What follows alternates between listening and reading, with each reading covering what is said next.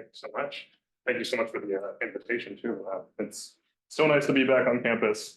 It's thinking about it's literally been almost exactly 10 years since I was last here, like for commencement.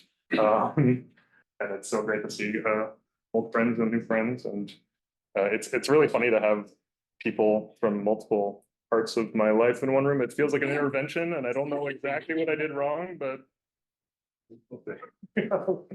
so yeah, I'm going to talk about my work on the LHC, and in particular searches for new physics beyond the standard model at the LHC, a little bit beyond. So obligatory slide, but I don't need to spend much time on this. Of course, you all know that we have the standard model of particle physics, and that's describing a whole bunch of this periodic table of particles. We have the quarks and the leptons, which of course are together forming tables and chairs and you and me. The forces between those particles and asterisk, whatever, are of course mediated by these gauge bosons here. And at least since 2012, we know that the centerpiece of this puzzle is there in the Higgs. And so, you know, in 2012, we go ahead and discover that Higgs exists, and that's a really great achievement. When you do something that momentous, that really important, they throw some sort of old white guy party, and so fine, you get a Nobel or somebody gets a Nobel. But while they're celebrating, since 2012, we know that the Higgs is sitting there at 125 GeV. So that's, of course, a classic Higgs to gamma plot from the discovery. And we see that little bump at 125 GeV. And so, great. That's the mass that we now know super well for more than a decade. That mass, though, does tell us that we have a bit of a problem to deal with. And that problem is fundamentally, why is the Higgs so light? Now you might say, Larry, what are you talking about? You just told me that it's 125 GeV, and that's actually really heavy, right? You know, that's 125 times more massive than the proton. And in fact, yeah, it's one of the heaviest particles we have in the standard model. But the question remains, why is the Higgs so light? And the reason that's an interesting question to ask, instead of being nonsensical, is that in the standard model, if you ask the standard model what the mass of the Higgs is, it'll tell you this, that the observable mass of the Higgs, be able to see, is some combination of some bare mass term, that's kind of a Lagrangian parameter, and then some quantum corrections of delta m squared, that are from the interaction of the Higgs with other particles and itself, that are going to, much in the way you have all across the standard model, these quantum corrections to some bare term. And you can only have access to this, and those things are kind of under the hood. So it might look like this. You might have some bare mass in your Lagrangian, some correction that fixes that a little bit. Maybe that correction's a little bit larger. Maybe it goes the other way, whatever, this kind of thing. Then you go and ask the standard model a little bit more. And what it ends up telling you is that it actually gives you some information about these quantum corrections. And for the Higgs, unlike the case for many of the other standard model particles, because the Higgs is a scalar, this term here ends up scaling, according to the standard model, like lambda UV squared. Lambda UV is the ultraviolet cutoff of our theory, right? So the standard model, even though we might not use this word, is an effective theory. It's not an EFT in the modern sense of that word, but it's an effective theory in that it only applies up to some energy scale. We needed that to actually go and construct this. And that's that energy scale up to which the standard model actually applies. So we say above that, it doesn't attempt to say anything, it's integrating it out. But it should describe everything below that. Good. So that's what these quantum corrections are scaling like. The issue comes when we start saying sentences like we do say all the time, that the universe is described by the standard model plus some gravity. We say that a lot. And the reason that that's an issue is because if that's true, if that sentence is true, then that kind of suggests that the standard model should apply all the way up until wherever gravity is kicking in, whatever the gravitational scale is. But we do happen to know what the gravitational scale is. It's the Planck scale. So great, plug it in. That's where your standard model breaks down, is at the Planck mass. And you put it into this stupid little equation. So you have something that's 10 to the 4 GeV squared on the left, so question mark, and something that's something like 10 to the 38 GeV squared on the right. So let's throw away all the units and everything and just talk about the numbers. We're talking about 10 to the 4 equals question mark minus 10 to the 38. This is one equation, one unknown.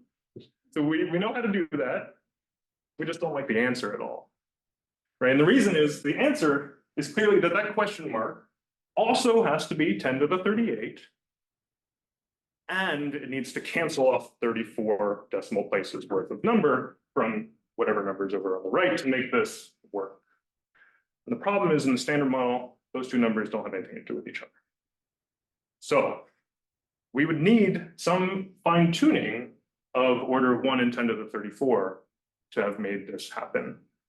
So some fine tuning, you might call it a coincidence or something like that, but that's quite a coincidence to end up with the Higgs mass that we observe. So it doesn't look like this, it actually looks like some way even more exaggerated version of that. So the question is there anything to discover in that? So you might say, okay, this is just a coincidence. It's just the way the world is. Good. So I always like to talk about, although this has become more topical recently, one of the standard things you can talk about for this is solar eclipse. Why is a solar eclipse so beautiful? It's because the solid angle of the sun and the moon in the sky they're the same to about the 2% level. Good. And in this case, this is unrelated numbers just happening to cancel. Or at least I think we would mostly say that that's the case. If you go back, a millennium, maybe people wouldn't say that so much, but I think that. And to drive that point home more and more to even just show a kind of really cool picture that I like a lot. This is a solar eclipse on Mars, with one of the moons of Mars passing in front of the sun. Nothing here is fine-tuned. There's no asking for some underlying symmetry here. So as long as Phobos was created in the same way that our moon was, which I have no idea if that's true, just walk with me here. Then it is just a coincidence. It's a 2% level coincidence. So we are prepared to accept coincidences at that kind of 1 in 100 level. But are we willing to accept a 1 10 to the 34 coincidence? That's what drives a lot of how I think about my research program, my searching for BSN. So this here there's two related questions. One is the naturalness problem in the Higgs sector. That's to say that the universe is pretty unnatural if you just have two unrelated numbers canceling 34 decimal places. So fundamentally, this is why is the Higgs sector so unnatural? This is related, very closely related to the hierarchy problem, the gauge hierarchy problem, which is just that this only became an issue because the Planck mass is so much larger than the Higgs mass, or the electroweak scale. Right? If that hadn't happened, this wouldn't be such a mess, which is a restatement of the more popular way of saying why is gravity so much weaker than the other forces. So these are two distinct problems, and can in principle have their own solutions. Or if you were to solve this, maybe it would automatically explain that. But just want to play with that wording a little bit. So of course, how did we get in this mess? Well, we made an assumption, and that assumption was that sentence: universe is a standard model plus gravity. So what if that's wrong? What if there's something beyond the standard model? And specifically, what if we added another term, other terms to this that were coming from beyond the standard model effects. And even more so, if that new term was tied to the original quantum corrections in some way, then maybe that combined term never gets all that large. If you have that, then this never blows up. You add in some protection on the Higgs mass. And this is exactly what's done in supersymmetry, or SUSY for short. So if you try to solve this problem in this way, where you add these extra terms in a way that they cancel off the existing ones from the standard model, you end up finding that you roughly double the particle content of the standard model to give those terms with the opposite sign in there. And so yeah, each of these super partners or sparticles will cancel off the standard model quantum corrections. This here is the minimally supersymmetric extension to the standard model of the NSSM. I think it's going to be pretty clear that I really like supersymmetry. SUSY pretty super. If you do have a TeV scale SUSY, you can solve a lot of problems simultaneously, right? It's in the way that I just kind of hand-wavingly said, it deflates the naturalness problem. Turns out something like electroweak symmetry breaking just falls out of it. Fantastic. It's kind of put in by hand in the standard model in some way. This gives hope for gauge coupling unification. Gives you an incredibly convenient WIMP dark matter candidate. And then a slightly more formal reason that I actually really love what I'll get into. But it's really, we can talk later. So the last thing about this kind of, again, kind of hand-wavy picture is that in order for this simplified picture to hold, you need to have sparticle production. You need to have sparticles that exist at or below roughly the TeV scale. So if we kind of look at what that is, this is a plot of some SUSY math parameters. There's some asterisks in here, it's fine. To say, as soon as you start pushing beyond the TeV scale, this color scale starts to get more and more. This color scale, this delta, we can just think of it as a fine-tuning metric. This is maybe a 1 in delta level fine-tuning. So you can see, if we say we're happy with 1% level fine-tuning, eclipse level fine-tuning, then we should probably be in a universe that's living down there. Now, it might be that we're in a 1 in 1,000 level fine-tuned scenario that starts pushing over further to the right. But if we're somewhere on the left side or so of this space, we should be producing these particles all the time at the LHC. Okay.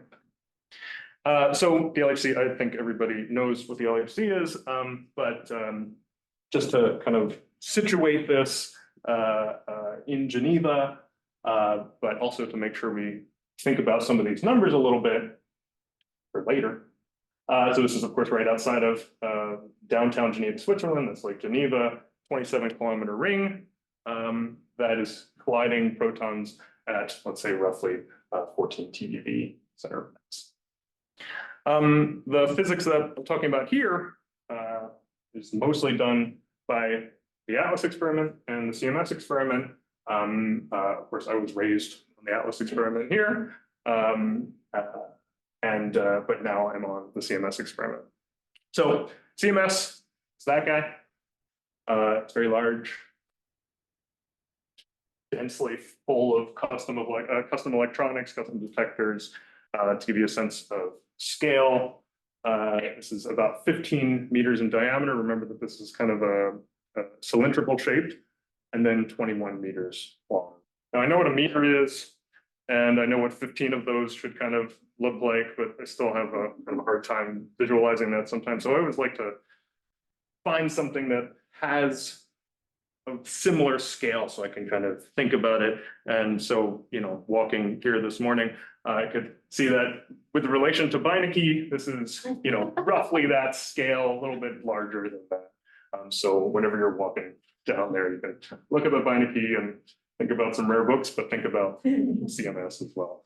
Atlas, of course, is much larger, so that's even a different game. So for CMS, The LHC is colliding these protons in the center of the cylinder. And just super quickly, this is a schematic view of really either of these detectors. The collisions are happening in the lower left-hand corner, and particles are coming out in a transverse kind of way, going through a series of sub-detectors. So this inner tracking detector is going to be able to see charged particles that are passing through a bunch of silicon. They're going to leave hits, and you can fit those hits into tracks. This is all bathed in a B field, so you can turn those measurements into momentum measurements. The calorimeter systems outside of that then aim to stop, to absorb the energy and measure the energy of electrons, photons, and hadrons. And then to leading order, the only thing that gets all the way out are muons. And so you have a dedicated muon spectrometer, which is actually the M in CMS is muon. So this is incredibly important for CMS. Great. With all that, you can measure generically what's happening in these collisions. So if we are colliding these protons here and we want to see some supersymmetry, what would that actually look like? So in this diagram, time's going to the right. And what's happening here is we're colliding two protons. And in that blob there, we're pair producing two gluinos. These gluinos are the new super partner of the gluon. And decays immediately. It's decaying immediately into quarks, which of course, by the nature, the kind of weird nature of QCD, is turning into a spray of charged and neutral hadrons, the jet. And we can see in this event display here what a jet might look like. The charged particles in that will leave cracks in your tracker, and all of the hadrons will leave energy depositions in your calorimeter. So we have a bunch of jets coming out of this, 4 in total at leading order. But you can see that this is actually mediated by this Q tilde. So that's a squark, the SUSY partner of the quarks. And we'll come back to that a little bit later. And then finally, see in this final state, there are these chi tildes, which are the neutralinos. The neutralinos are just your WIMP dark matter candidate, if it happens to be the lightest of the SUSY particles. So that's a nice mechanism there for producing dark. Since those would then be WIMPs, they would escape the detector unnoticed, leaving a missing momentum signature. ET. So that momentum imbalance, you start off with 0 momentum in the transverse plane. You should end up with 0 momentum in the final state in the transverse plane. Good, so that's what it should look like, hopefully like that, you know, if this is the diagram that's going to be dominating. And supersymmetry, like I said, is really super. The thing is, it has the ability to explain lots and lots and lots of the standard model's problems at once.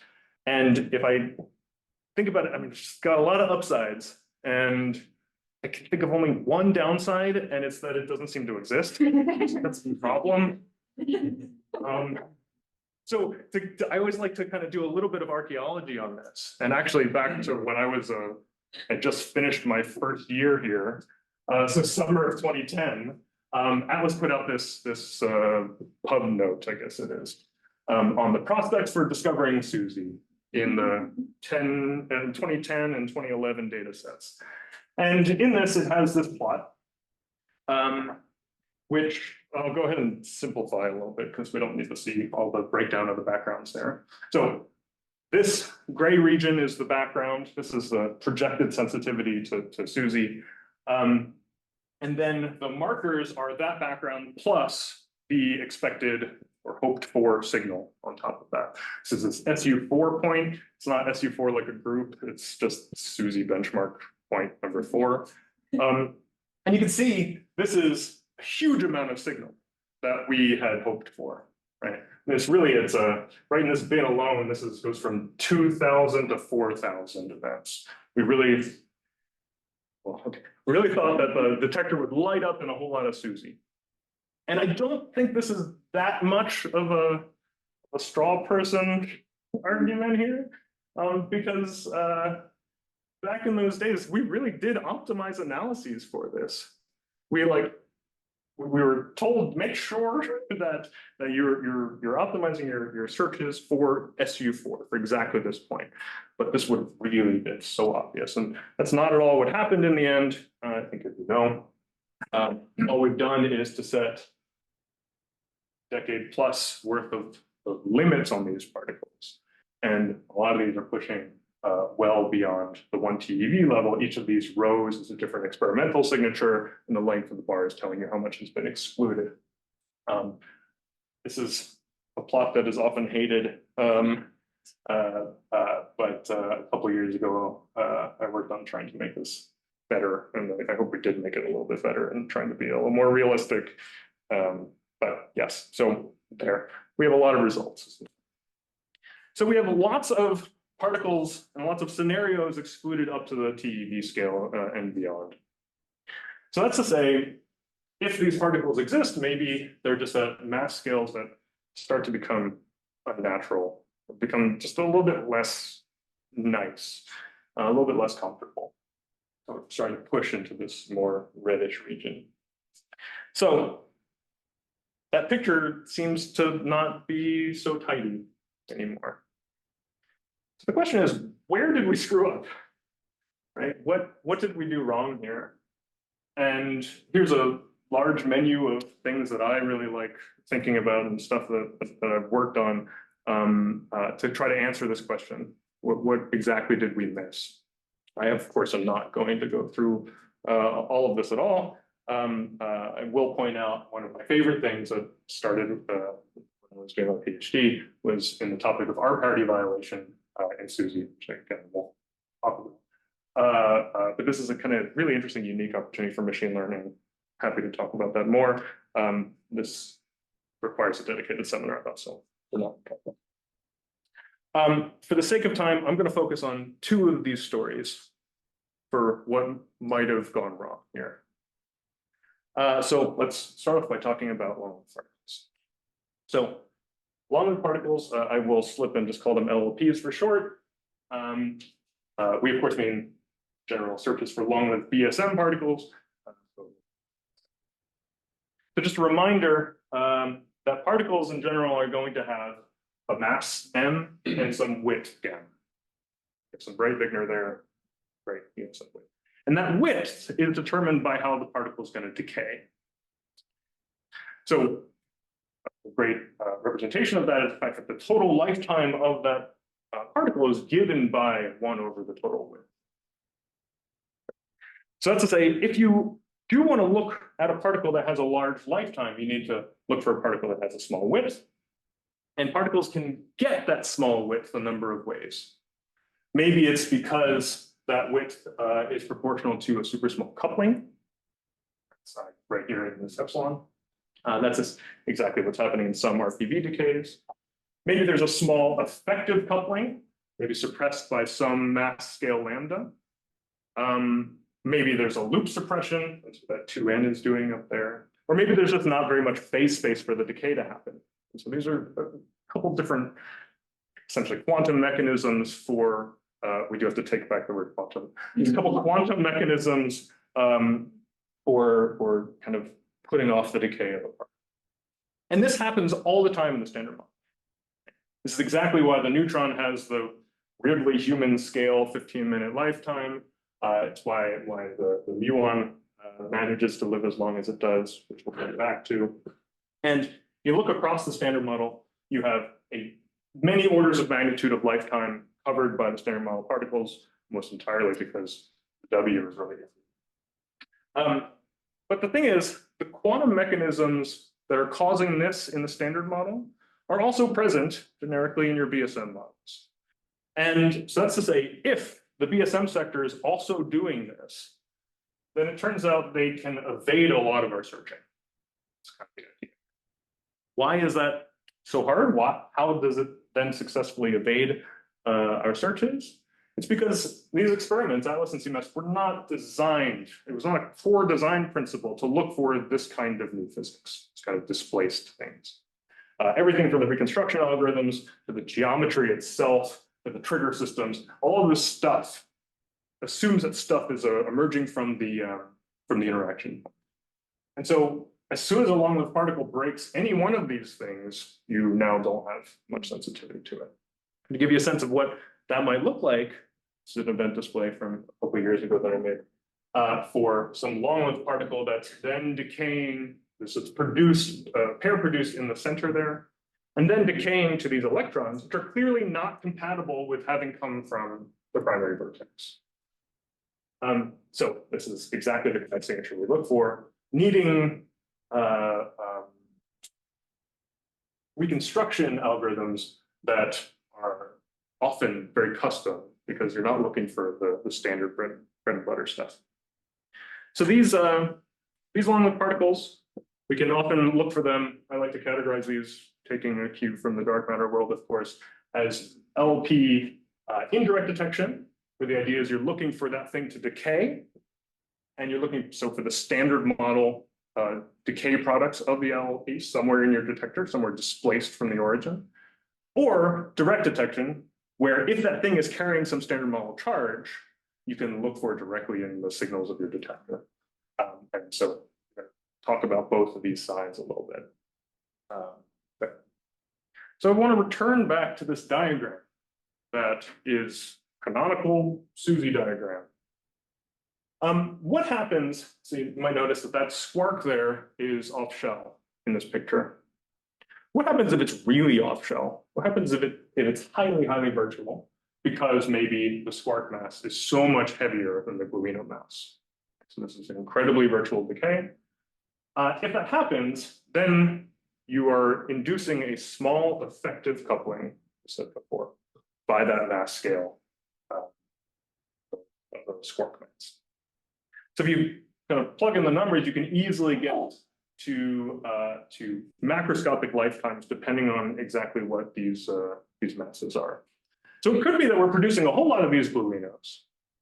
But because of the particular spectrum of SUSY particles, these gluinos are becoming metastable and decaying away from the interaction point, kind of evading a lot of our searching.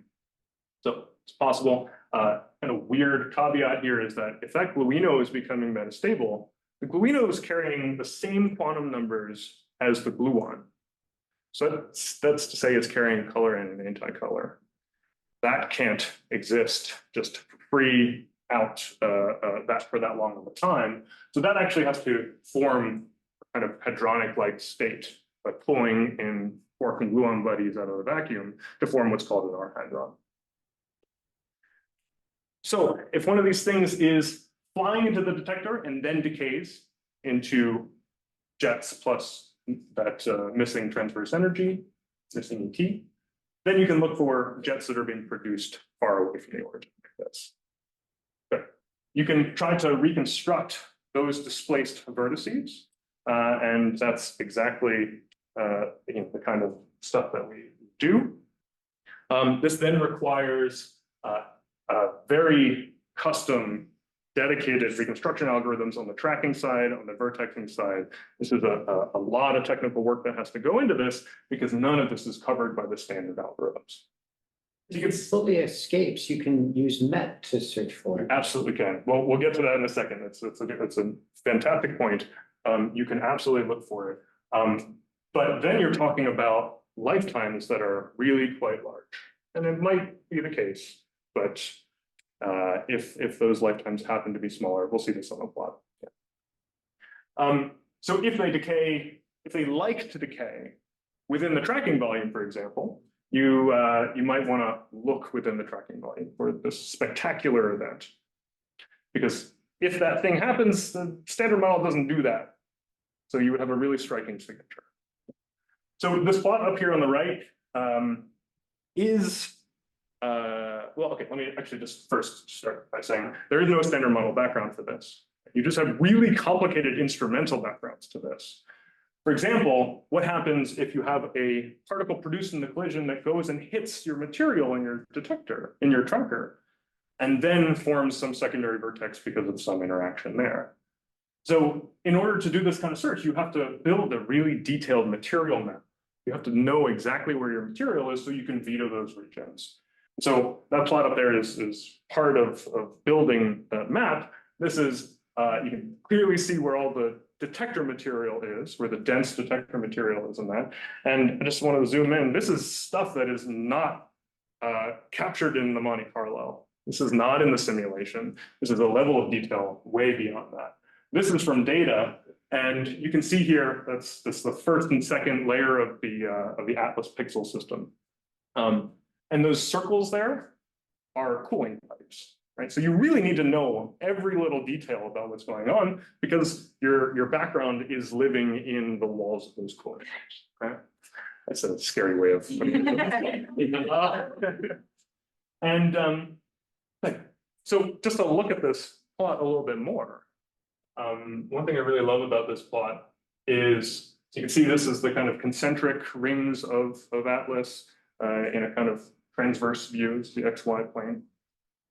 You can notice that this circle here is not quite concentric with the other ones, which is a bit strange, but this is data. This is actually true. That is a little bit offset. So that right there is the LHC beam pipe, which is coupled to the LHC. Makes sense. And then this is then the detector, which, with some caveats, is coupled to the cavern floor. So those are different things. And in fact, you go and you dig out the Atlas cavern, the CMS cavern. Both experiments have these issues. You end up removing a whole lot of heavy rock from the space that didn't really exist before. When you do that, that rock's no longer pushing down on what is now the floor. And so the floor is actually rising in these caverns by something like maybe not quite a millimeter per year. And the vast majority of analyses don't need to care about this. Like, I mean, you calibrate it away and all this other stuff. This is super critical for this kind of search, right? So these are the kind of details we have to deal with when we're doing these long-lived particle searches and these really quite unconventional things. It's a challenge, and it's time dependent. It's a time dependent challenge, which is even more horrific. If we, instead of doing the kind of indirect detection, try to play the game of direct detection, try to look for these things directly as they pass through the tracker, we can look for example, anomalous ionization in some tracks. So what you can do is fundamentally a silicon tracker is measuring ionization energy loss. Just as it bounces around, it's ionizing the material, and you can measure that. That's of course in a simplified way modeled by the beta block curve. And so you have this as a function of the particle's beta gamma. And if you have a relativistic particle, you're leaving a small amount of ionization energy. So for example, if we have some relativistic charged pion coming through, then it has some low value of the dEdx. But if you have some really heavy thing passing through with a much smaller value of beta gamma, you can start to walk up this edge of the beta block curve and ionize a whole lot more. And so what you can look for is tracks that have anomalous ionization, too much energy deposition. That's exactly what we do. Measuring this charge is a really, really, again, complicated game of really understanding your detector. The front electronic design, being mindful of the data taking condition. You change the gain a little bit, that completely changes your measurement here, and some very serious data analysis. So for example, I only include this here because the CMS one is not, the equivalent plot is not public yet. This requires a time-dependent mass calibration. And you can see exactly that here on the bottom. If you look at let's say a measure of the calibration as a function of integrated luminosity, so it's kind of as a function of time, you can see this is walking downwards. And okay, yeah. So if we define what this is in time, this is over the course of LHC run 2, what this value is doing. And this is in part, especially in the earlier days, changing detector configurations, again, changing the gain parameters of your detector. But also there's just the slow walk down, which is just the death of the detector, right? This is radiation damage. And so you have to account for this kind of thing. Again, the detector experts have to care about this, but most analyzers don't have to care about this. So not necessarily calculating a math variable from the amount of ionization there.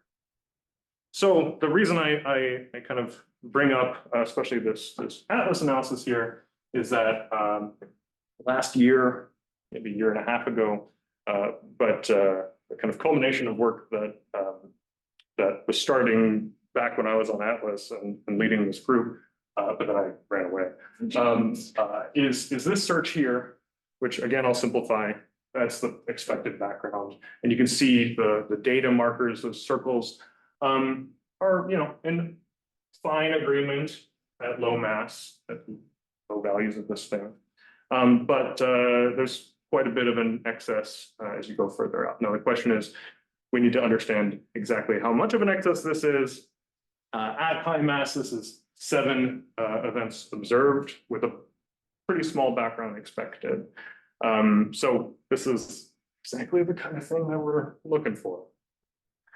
So, but before we, really call anybody, we need to see how excited we should be. What is the significance of this?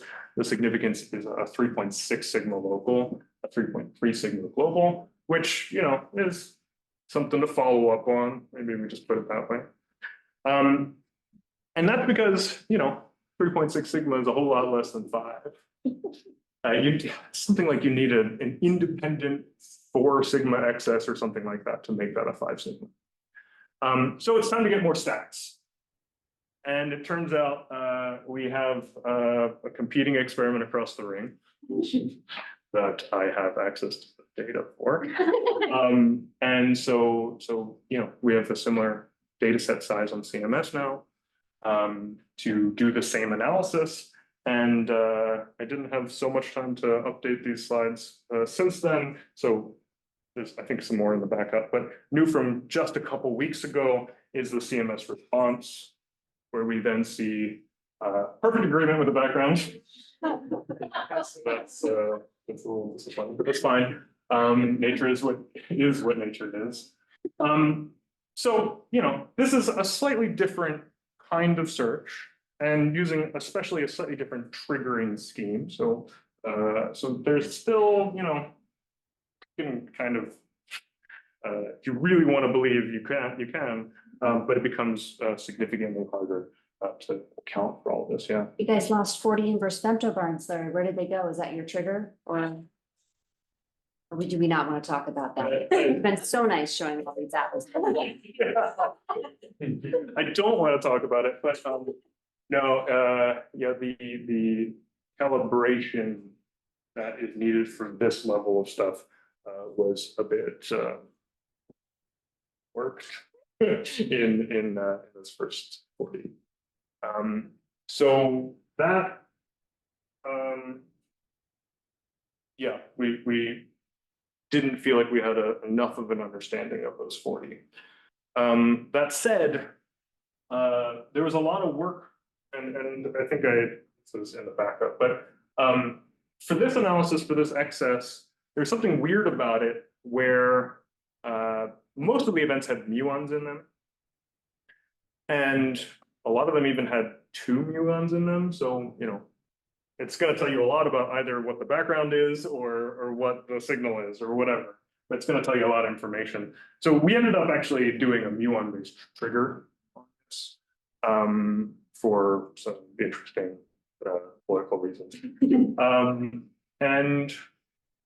But given that,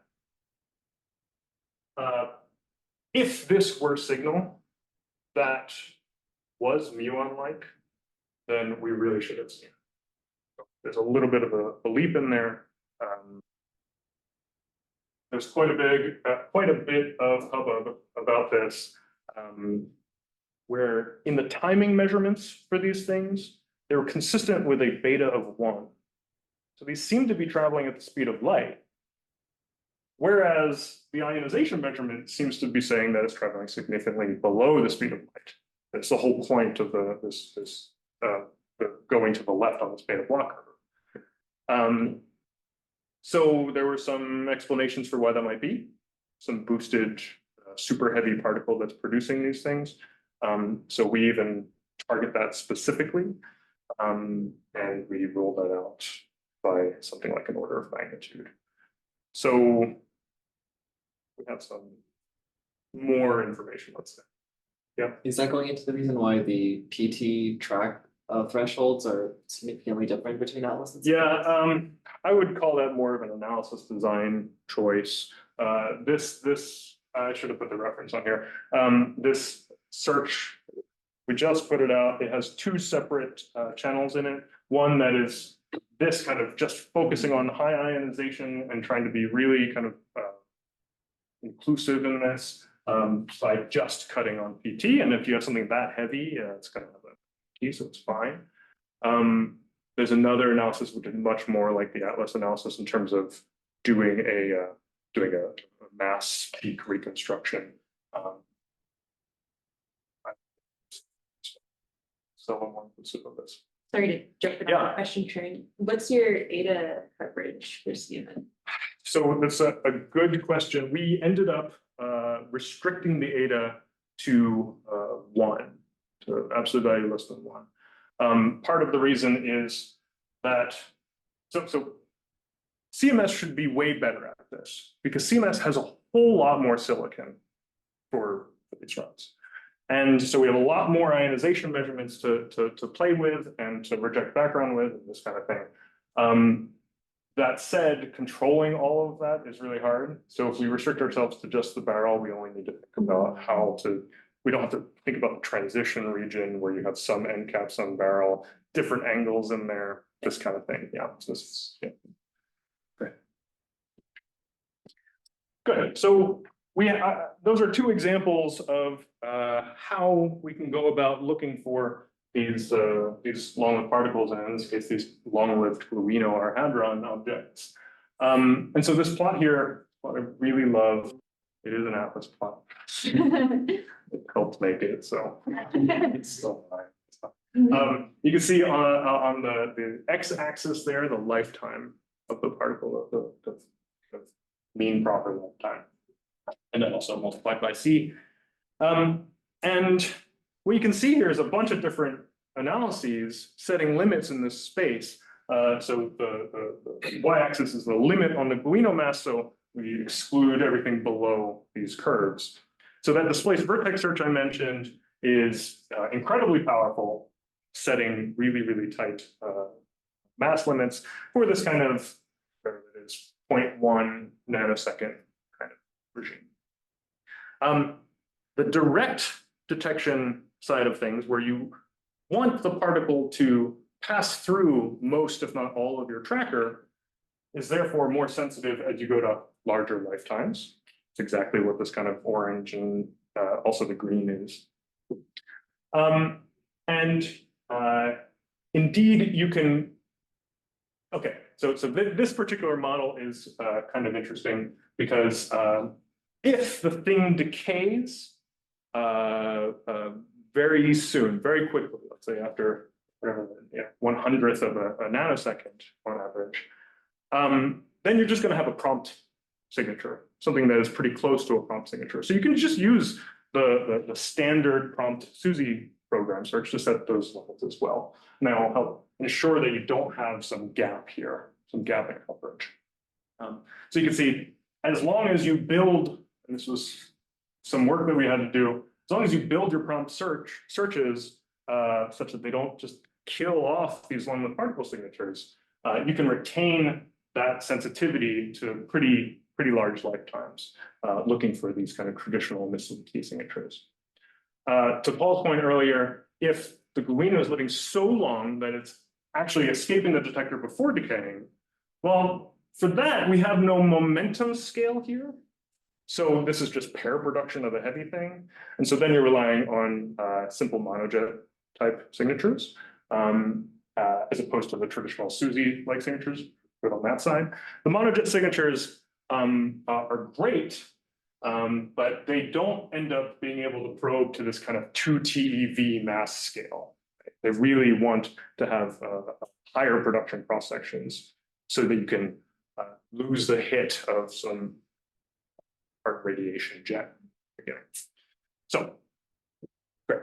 The thing is, the thing I love about this plot, and the thing I'm trying to do on CMS in the same way now, is that if we work together in these groups, we can have comprehensive coverage all the way from prompt, 0 lifetime, to infinite lifetime, all the way to the stable case. And really just make sure we have no gaps in that space. So at least for this plane, in my time on Atlas, but a little bit also on CMS, we've managed to set limits in a very robust way across the entire range from 0 to infinity, which, there are not many places in BSM parameter space that you can say you've really done that. Now you can change the model a little bit, and now we uncover a whole bunch of new holes, and then you have to go and search for those separately. So yeah, this is at least how I like to think about the LHC search program. Now let's go and find all these planes and make sure we do have comprehensive coverage in that, from as much as is possible, 0 to infinity. So this is to say that nature has really forced us to be clever, and my message is organized, and to use every bit of ingenuity we have, every bit of elbow grease we have to really put in the hard work and make this happen. And I think that there's a lot of ways for the LHC to still discover a solution to these problems that I've talked about already. So, let's not give up on the LHC quite yet. But I said I also wanted to talk about this option here. So, what happens if the new physics is just out of reach for the LHC? Now, that's sounds like kind of a cop-out. And but I promise, and I'll say a little bit about this, there is a whole world of guaranteed physics output beyond the LHC's energy range. This is not just a statement of Susie's right around the corner. We've learned our lesson to that statement. But there are actual physics benchmarks that are really, really important that I'll say a little bit of.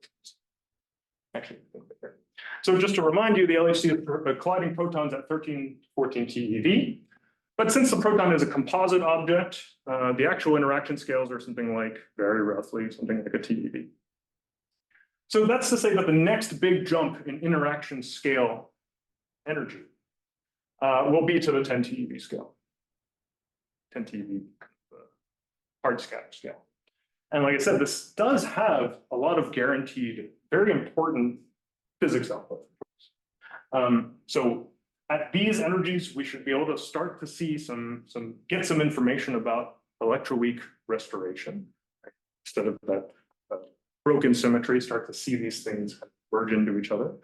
We can be producing enough multi-Higgs events to actually really map out the entire shape of the Higgs potential.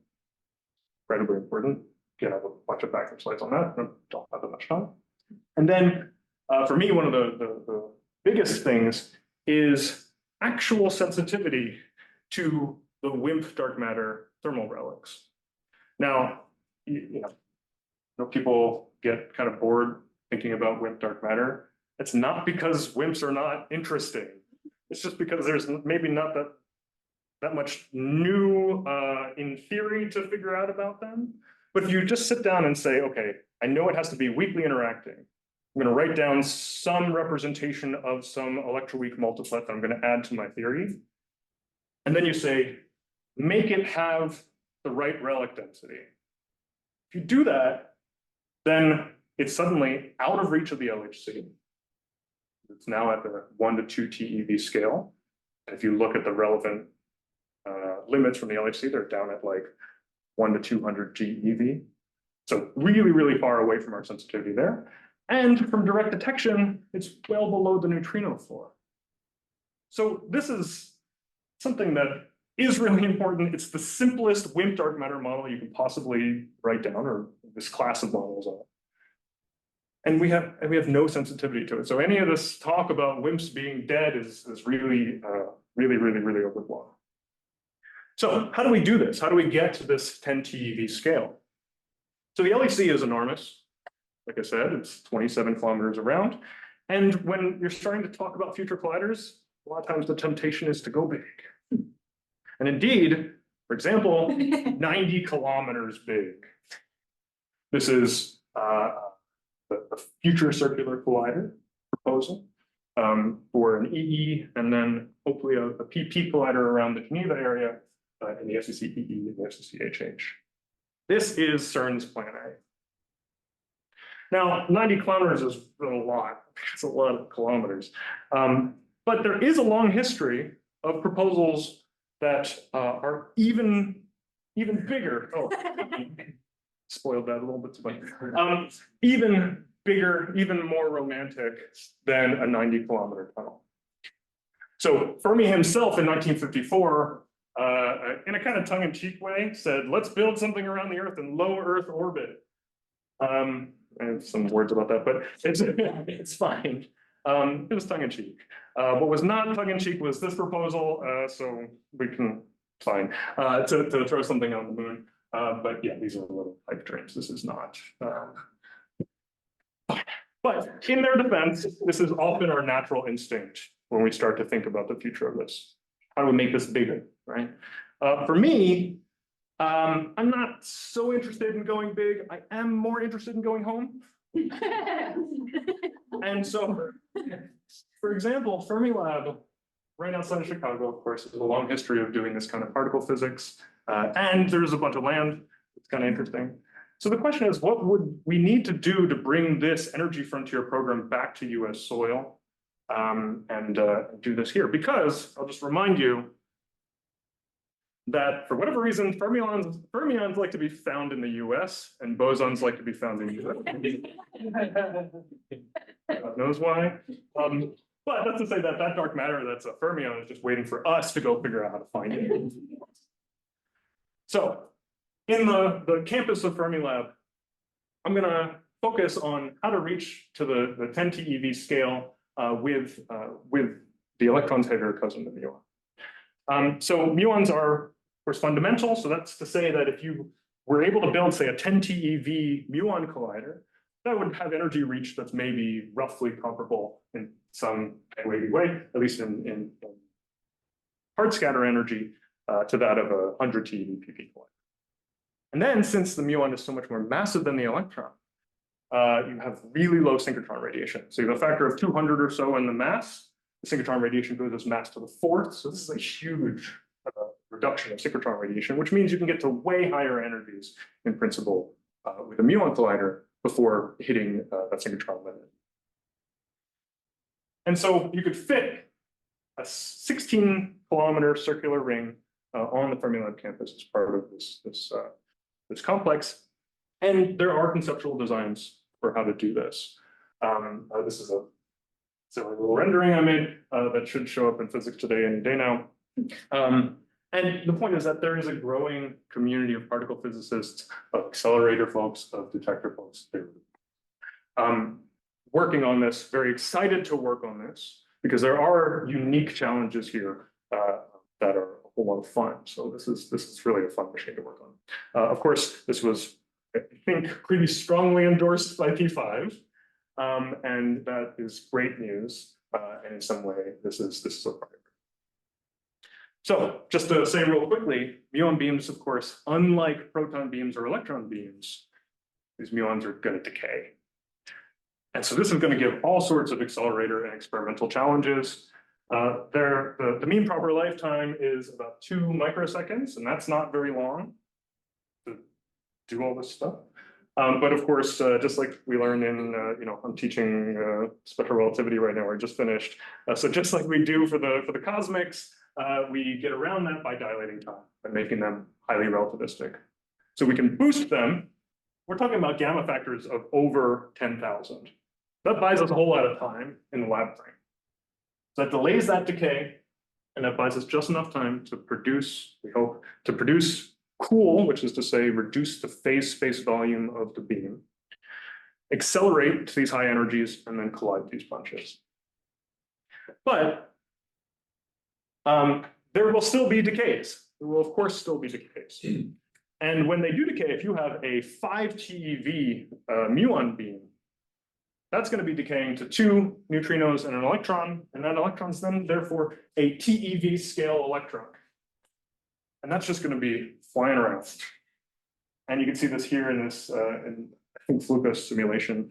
How much junk there is in the region around the detector. This is the detector, due to these very high energy electrons being kind of thrown in. So this is really important beam-induced background that we have to deal with. We have beam-induced background at the LHC, not quite like this. This is a different beast. But a bunch of us are working on this kind of thing. This is a rendering that I did with an undergrad in Unreal Engine, the game engine, to take in our detector models, the one that we're using right now for 10 TeV concept. So you can see that here. You see these tungsten nozzles, which act as shields against those high energy electrons, which help a whole lot. And so see what a collision would look like. Here I just throw an electron and a muon. I notice that the muon is showering, which is kind of interesting, out of the collision point. But this isn't what it looks like because there is a whole bunch of that background. And you can see if you actually add in that beam-induced background, it becomes much harder to kind of disentangle. I know I'm running low on time, but I'll be done in just a second. So when I last put together these slides to show these, I was really, really excited to say that these renderings were going to be showing up in Science. Super cool. And then since then, it of course was way cooler because it was on the cover. Yeah. And with a nice, University of Tennessee credit there. And so, yeah, make stuff look cool. It's really, it's worth the time. So yeah, so these are most of my best bets for a path to discovery in today's kind of particle physics climate. I don't have time to talk about this, but I will just tease that I do think that there's one more piece to this that's really, really, really important. And I'm happy that there was a P5 endorsement of this kind of idea as well. We need the public on our side. And so a very important part of my time is spent on public outreach. So I spend a lot of time doing that. Some of you know I do an electronic music thing to do that, but we can talk later about it, or you can ask me about it. But yeah, so that's to say, of course, a great team of people is actually doing this work with me at Tennessee, sending a bunch of undergrads to great grad schools, and we just have such a great time. And thanks to the funding agencies, and thanks to you.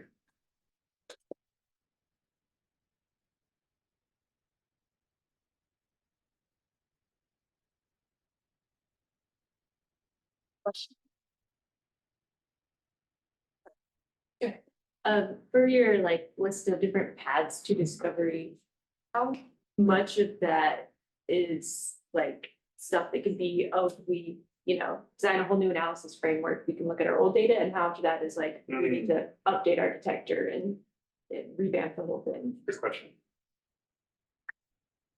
I think a lot of this is kind of what I focus my time doing. There is still sensitivity to be found in the data set that we have. It just requires new ideas. There, of course, you'll hit up against the limit of, hey, you didn't trigger on that, and so you need to then take more data, or this kind of thing, or develop a new detector or whatever. But part of what I was saying before, this R-parity violation program, there is still a whole lot of discovery potential, I would argue, that's sitting there on tape today. Where the challenge isn't writing it out, the challenge isn't collecting enough data. The challenge is simply that your backgrounds are way too large, for reasons that I won't get into, but maybe we can talk about later. I think that's a really useful area for machine learning to go attack, because basically there are lots of things in there where the difference between your signal and your background, it's not a small difference, but that difference is hidden in a super high dimensional space. And so to me, it's the perfect opportunity for that. So so you've talked about long-lived particles, and you also mentioned like future colliders. So like sort of an in-between of that, what are your thoughts on these sort of like small-scale additions to the LHC that are targeting long-lived particles? So like these specific long-lived particle extensions. I was one of the proposers of one of them. Called Anubis. And that said, I don't think it's the way. The first time I used the go big or go home joke was not actually for this. It was for long-lived particle detectors.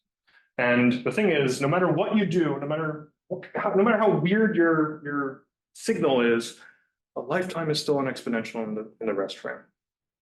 So instead of going for a big Methuselah sitting on the surface, whatever, just figure out how to make your detector that's literally surrounding the collision point sensitive.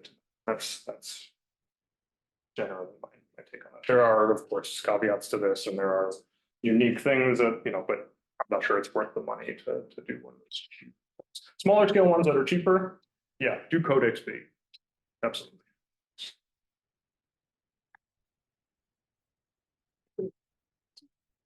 Did someone else raise their hand? Go for it. Oh, okay, sorry. I was wondering, towards the beginning of your talk, you mentioned, I think they're called gluinos, the like supersymmetric. Okay, so you said that when they're coming out of that interaction that you were talking about, that they contain, color and anti-color, and that for some reason that can't exist on its own as it moves away from like the vertex, and they like pull virtual particles out of the vacuum. I was wondering why that happens. Is it a conservation thing or? Good. So yeah, it's not even that they'll pull virtual particles, they'll pull real particles out of the vacuum to do this. So QCD is fundamentally a confined theory in a way that you are unable, just like when you produce a quark at the LHC, that's carrying color.